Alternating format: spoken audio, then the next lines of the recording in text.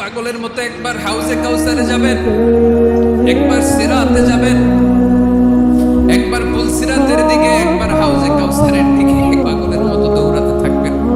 তার কোনো গুনাহগার উম্মত যাতে জাহান্নামে ঢুকে না যায়, সেদিন কেউ সুপারিশ করতে পারবে না বিশ্বনবী ছাড়া।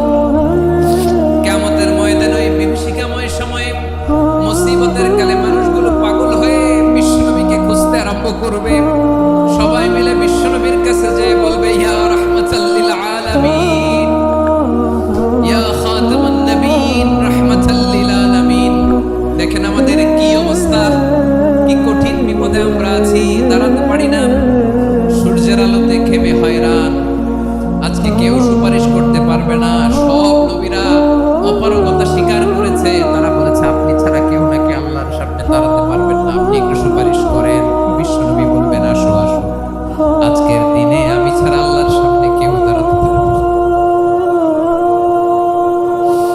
বিশ্বনবী মাকামে মাহমুদে যে আল্লাহু আকবার বলে সিজদায় লুটিয়ে পড়বেন।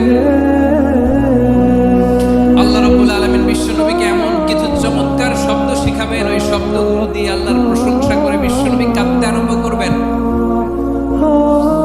বিশ্বনবী এমন ভাবে অজর দ্বারায় সিজদায় লুটিয়ে পড়ে কাঁদবেন,